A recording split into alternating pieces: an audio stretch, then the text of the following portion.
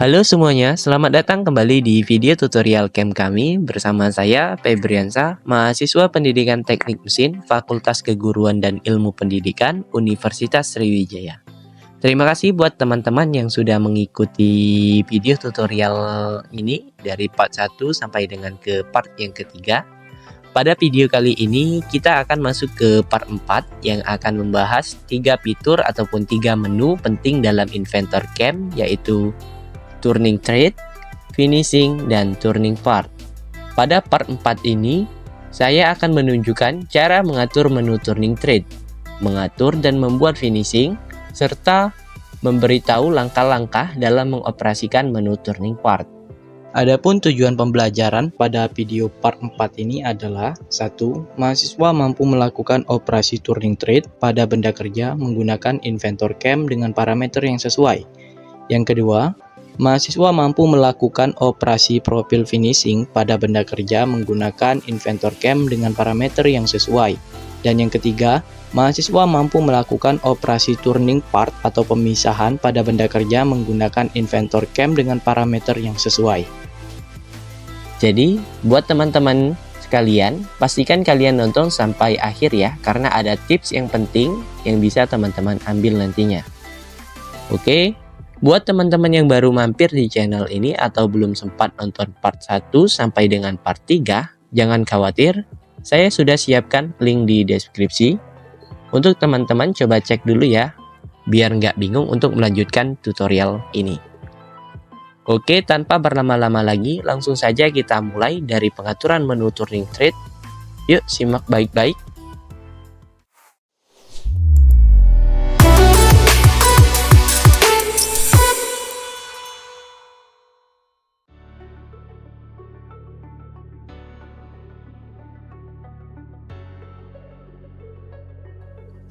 Oke teman-teman, langkah awal pada video tutorial part 4 ini, kita akan membuat thread atau ulir pada profil benda kerja yang sudah jadi. Langkah pertama kita klik thread, menu threadnya turning thread, lalu bakalan tampil seperti ini pada menu screen Anda. Kita pilih toolsnya kita menggunakan yang di bagian ini, pilih by type, pilih any turning tool. Lalu di sini ada dua pilihan nih. Ada dua pilihan untuk tools yang bisa kita gunakan pada pembuatan thread ini. Oke, kita gunakan yang di sini saja, yang segitiga ini, turning thread out threading. Kita klik, select. Lalu pada menu selanjutnya kita diminta untuk memasukkan jenis coolant-nya apa. Kita menggunakan coolant yang jenis float aja. Lalu di sini ada mode dan direction.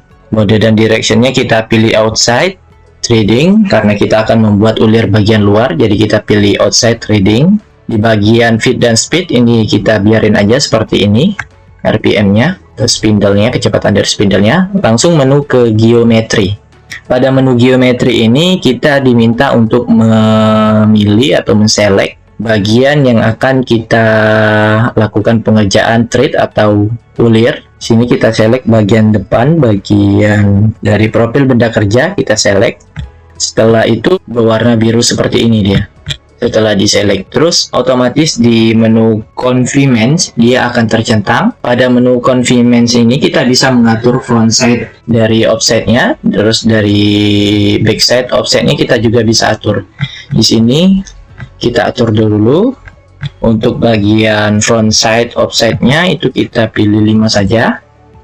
Terus di bagian back side-nya kita pilih 2. Sedikit saran ya teman-teman, kalau teman-teman crash dalam pembuatan thread ini, teman-teman bisa atur di bagian menu confinement ini teman-teman. Apakah bisa kita lebihkan untuk jarak keluarnya, karena tidak itu bakalan crash teman-teman kalau tidak diatur. Oke teman-teman, di dalam video tadi menampilkan bahwasanya pembuatan ulir menggunakan profil benda kerja yang memiliki alur sebagai pemisah dari ulir atau threadnya nih teman-teman. Nah, bagaimana jika kasusnya di dalam video ini kita akan melakukan proses pembuatan thread, tetapi di profil benda kerja yang akan kita lakukan proses pembuatan thread atau ulir itu tidak memiliki alur sebagai pemisahnya. Nah, kali ini saya akan mentutorialkannya bagaimana cara membuat ulir pada benda kerja yang tidak memiliki alur sebagai pemisah dari ulir. Oke teman-teman, kita mulai saja untuk proses pembuatan thread-nya. Pada bagian geometri di sini ada thread face nih teman-teman. Nah, pada bagian thread face ini kita diminta untuk men-select terlebih dahulu benda kerjanya yang akan kita lakukan proses pembuatan thread-nya. Lalu kita klik. Oke, di sini teman-teman, ini belum kita atur. Sebelum kita atur itu proses pembuatan thread-nya itu bakalan berada di sepanjang dari profil benda kerjanya nih teman-teman. Oke, kita biarkan saja seperti itu. Pada bagian confinement kita klik terlebih dahulu, kita centang. Lalu pada bagian apply back from front ini kita klik juga, kita centang. Nah, di sini teman-teman pada bagian backside stock offset-nya teman-teman diminta untuk memasukkan panjang dari thread yang akan teman-teman lakukan proses pembuatannya. Karena di profil benda kerjanya tadi saya masukkan nilainya sebesar 37 mm, jadi pada bagian ini saya akan masukkan juga 37 mm. Nah, bisa dilihat di sini teman-teman, tampilannya akan seperti ini. Proses pembuatan ulir atau threadnya itu akan sepanjang 37 mm. Lalu pada bagian front side stock offsetnya teman-teman juga bisa tambahkan di sini untuk melebihkan dari gerakan pahatnya untuk masuknya. Bisa teman-teman buat bebas ya teman-teman, di sini tidak ada ketentuan. Oke, saya buat 5 saja di sini. Nah, teman-teman bisa lihat sendiri di sini. Oke teman-teman, untuk proses pembuatan threadnya sudah selesai. Kita lanjut ke pembahasan video tadi.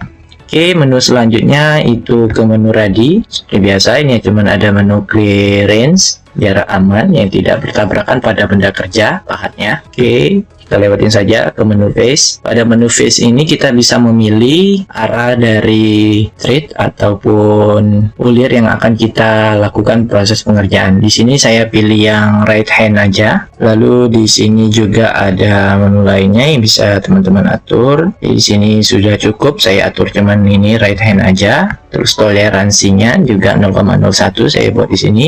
Thread depth-nya itu 1 mili, number of step down-nya itu 5, thread width-nya itu 2 mili.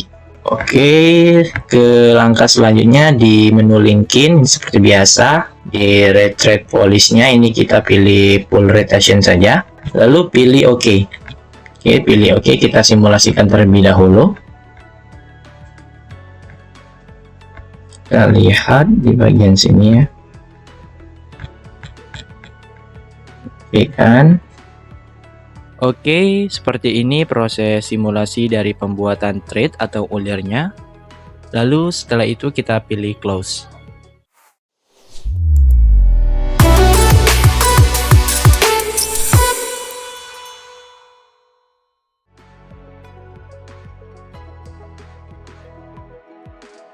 Lalu langkah selanjutnya setelah membuat thread, kita akan membuat profil finishing. Jadi di profil finishing ini kita akan menghaluskan benda kerja yang telah dilakukan proses grouping dan profil rogging tersebut. Oke, lanjut kita ke profil finishing, kita klik. Pada menu atau layar teman-teman sekalian itu bakalan seperti ini munculnya. Seperti biasa di sini ada 5 tools atau 5 menu di sini. Ada tools, geometry, ready, face, dan juga linking. Pada menu tools kita atur lagi karena ini proses pengerjaan finishing, jadi kita pilih tools yang ini saja ya teman-teman, karena mata pahatnya ini sedikit lancip, jadi untuk proses finishing ini sangat cocok. Oke, kita pilih select. Pada menu coolant kita pilih float saja. Di mode ini kita pilih outside profiling. Di fade speed ini seperti biasa, kita biarkan seperti ini. Lalu ke menu geometri. Di menu geometri ini ada kita harus memilih front dan back-nya atau bagian mana saja yang akan kita lakukan proses finishing. Di sini kita pilih model front aja, dia otomatis bakalan ke bagian depan dari profil benda kerja yang sudah jadi. Back-nya juga kita pilih model back supaya dia otomatis ke bagian belakang benda kerja yang sudah jadi. Oke, ke menu selanjutnya di menu ready. Seperti biasa, di sini ada clearance, out radius, dan inner radius. Ini kita biarkan saja seperti ini. Lalu ke menu face. Pada menu face ini kita pilih gerakan dari pemakanan seperti apa. Ada front to back, kita pilih front to back saja. Di bagian grouping kita pilih allow radial grouping. Lalu setelah itu ke menu selanjutnya, menu linking. Di sini seperti biasa kita pilih Reverse Rapid Moment saja. Lalu klik OK.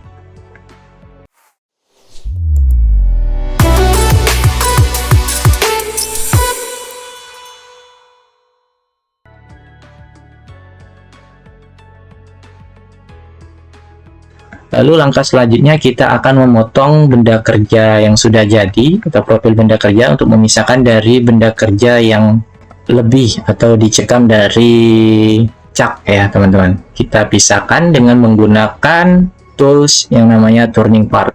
Oke, kita klik turning part. Seperti biasa, sini ada 5 tools, 5 menu. Kita pertama pilih toolsnya dulu atau pahatnya. Pada tahap ini kita pilih by type, any turning. Kita biasanya kalau untuk part ini kita menggunakan yang pahat grooving ya teman-teman. Kita pilih yang di sini saja. Kita pilih select. Lalu untuk coolant-nya itu kita pilih float aja. Speed and spindle-nya kita biarkan saja seperti ini. Lalu ke menu geometri. Pada menu geometri ini kita harus memilih bagian yang akan kita lakukan proses pemotongan. Di bagian belakang kita harus menandainya. Kita pilih yang model back aja, dia otomatis akan ke bagian belakang profil benda kerja yang sudah jadi. Seperti ini teman-teman.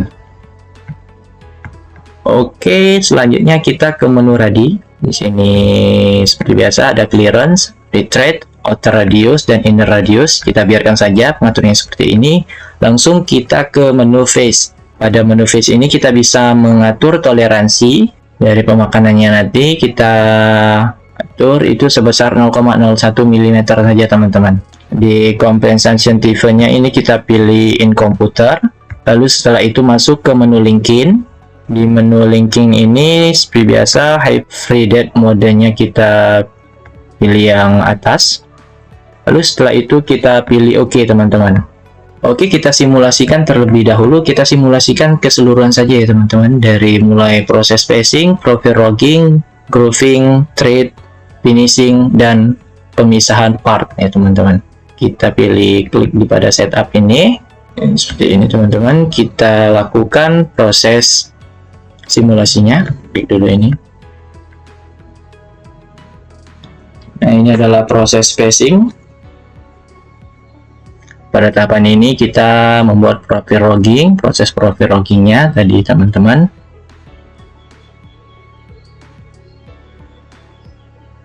Oke, dilanjutkan. Kita cepatin aja ya teman-teman gerakannya.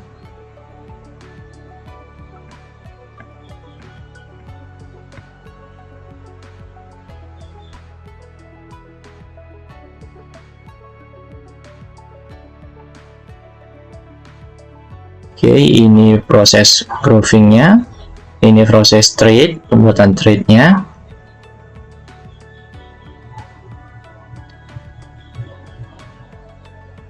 Oke, ini proses finishing. Lalu yang terakhir ini proses pemisahan part. Bisa kita lihat di sini teman-teman. Nah, ini benda jadi dari proses cam yang telah kita lakukan teman-teman.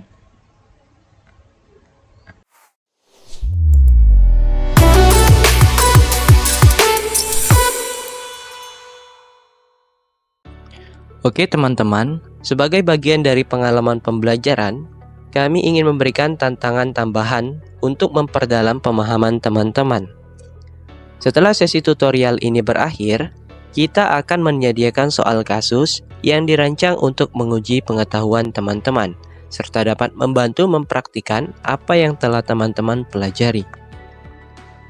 Pada soal kasus ini, akan memberikan kesempatan kepada teman-teman untuk menerapkan konsep-konsep baru dalam situasi yang nyata, mengembangkan kemampuan analisis, serta dapat menilai kemampuan dari teman-teman dalam memecahkan suatu masalah.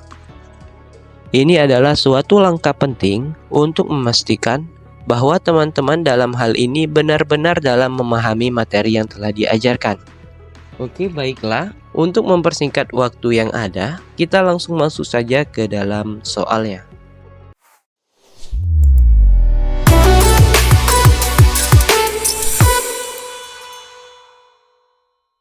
Oke, kita langsung masuk saja ke dalam soalnya. Seorang operator CNC akan membuat ulir eksternal pada batang silinder berdiameter 20 mm dan panjang 100 mm. Ulir yang akan dibuat adalah ulir metrik eksternal M20x 2,5 sepanjang 30 mm, dimulai dari ujung kanan benda kerja, Z0. Operator menggunakan strategi turning thread di inventor cam dan ingin memastikan bahwa pahat hanya memotong sesuai panjang ulir yang diinginkan, tanpa melampaui batas area pemesinan. Oleh karena itu, pengaturan confinement menjadi sangat penting dalam strategi ini. Lalu dari kasus di atas timbul sebuah pertanyaan. 1. Berdasarkan kasus di atas, berapa nilai start Z dan end Z yang tepat jika panjang ulir adalah 30 mm dimulai dari Z0? 2. Lalu jelaskan dampak negatif jika operator tidak mengatur confinement dengan benar pada proses thread. 3. Buatlah urutan langkah pengaturan strategi turning thread untuk kasus tersebut, dengan penjelasan khusus saat menentukan batas confinement. 4. Jika operator ingin memberikan clearance tambahan 2 mm di akhir ulir, bagaimana seharusnya nilai NZ diatur?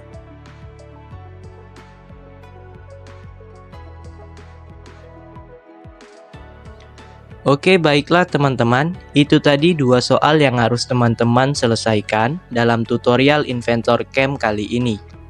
Sekarang, tugas teman-teman diminta untuk mentelaah dan mencoba menganalisis dari kasus tersebut, sehingga teman-teman dapat menentukan langkah apa saja yang perlu dilakukan untuk menemukan solusi yang terbaik.